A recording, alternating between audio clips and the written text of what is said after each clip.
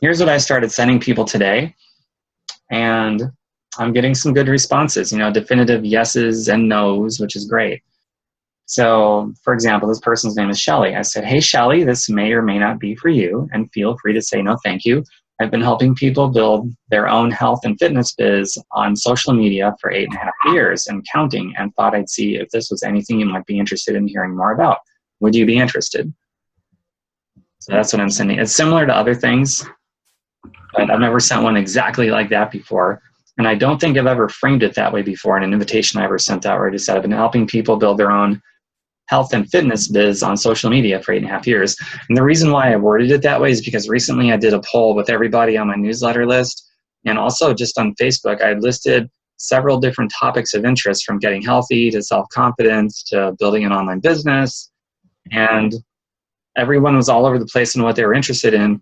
But the biggest similarity was almost everyone said that they were interested in building a business, a six-figure business on social media. That was the wording I used. About 11 out of 12 people said they were specifically interested in building a six-figure business on social media. That was pretty significant. So just about everybody wants to build a six-figure business on social media, worded exactly like that. So I decided to include that in my new invitation. So that's where I've got, hey, Shelly, this may or may not be for you. Feel free to say no thank you. I've been helping people build their own health and fitness business on social media for 8.5 years, and thought I'd see if this was anything you might be interested in hearing more about. Would you be interested? And most people are saying yes, but I'm also getting several no's instead of just not saying anything. And then, of course, there's crickets too, and there's no way around that. The reality is, on Facebook these days, a lot of people just don't check their messages. They don't see them. A lot of people are only on via their phones now, and they won't install the Messenger app, so they just never see their messages anymore, which is like beyond me. Is they have no idea what's in their message inbox. There could be all kinds of people writing them. Those are people I consider to be the least curious people in the world, to not have any curiosity to know what's in their Facebook message inbox. This is part of the sorting process. I personally believe among the attributes we're looking for in people is they got to have a modicum of curiosity. Maybe more than a modicum, but there has to be a curiosity element. Hey, Lisa. And people that are not curious people at all, people that are not even curious about what is outside of their front door or outside of their own neighborhood, they're probably not going to be interested in this, because this is for people who like to color outside of the box. I mean, do you guys agree with that? Yes. Yeah. I mean, this is different. 11 out of 12 people, according to my polling anyway, for whatever that's worth, they want to do an online business on social media. They specifically said they desire to do it. But there's a huge gap between people that desire to do that and the people actually doing it. Like, there might be 1 out of 50, 1 out of 100 people actually doing it, but 11 out of 12 want to do it. So a big element to this whole sorting thing is we're looking for people that are curious and want to act on their curiosity and want to have the bravery, the guts, the courage, the balls, the ovaries to actually step outside of their front door and see what's out there.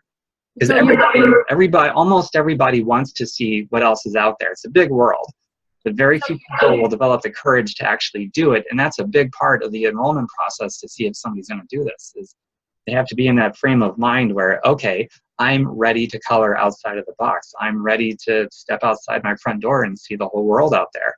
So when somebody is ready to do that, then that's when they're a pretty good candidate for actually stepping up and doing something. And everyone else, it's like, when you're ready in your own time, I'll be ready for you. I'd love to do this with you. So to this day, that's my best response. It works too. Yeah, it's good stuff, because they're not used to that new script that you talked about. I would have to tweak it a little bit, because I haven't been doing it for 8.5 years. Yes. The factual statement part, you'd obviously want to adjust, fill in the blank to whatever your time is. And I think that works brilliantly, whether you've been doing this for 2 weeks or 2 years or 8 years or 2 months or whatever. I think it's pretty neat. Okay, so check this out. The main thing that I loved about doing the 30 Days to Profit groups, like having a start date and then an end date, was leveraging the deadline to create the sense of, like, the authentic sense of urgency. And I was doing that pretty good. And then I stopped because, 1, I got sick and tired of starting a group over every time. And then 2, I seem to be the only one leveraging the deadline. So it's like, no one else is doing it. Screw it. I'll just make it a continuous thing. I mean, for right or for wrong, I don't know. That was my mindset. So, and I'm happy I have the continuous thing because I can always do other groups where there is a start date and an end date, like the one we're doing now with the 3 no's. So here's what we can do with a continuous group, and this can work for anything. And this is an old thing, you know. You can just say, and I really need to work on my verbiage, but here's the concept. You can communicate in an attractive way with people. I have enough time, because I'm only one person, to work with, pick a number, 5 people and help them become successful until I move on to the next training or the next whatever.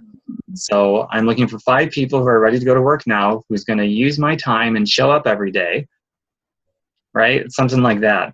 And that's understandable because you're only one person. Instead of having these arbitrary things that make no sense, to just create a superficial sense of urgency. That's why I like deadlines so much. They're real senses of urgency. Otherwise, like, what are you going to do to create urgency? You can say, I'm looking for 5 people. I've got enough time to work with 5 people simultaneously, so I'm very carefully hand selecting the right people who are ready to go to work right now. That sort of thing. And the deadline is, you know, whatever the deadline is. So that's something you guys can toy around with too when you're inviting people. Like, I mean, you're part-time. And even me being a full-time career with this, I still have a limit of the number of people that I want to work with simultaneously. I don't want to enroll 20 go-getters all at once. Yikes. I mean, okay, honestly, if I found 20 go-getters at once, I'd probably figure out a way to make it work. I'm not going to lie. But, I mean, really, no matter what, I'm still one person. There's still 24 hours in a day. I got to sleep or I'm going to die.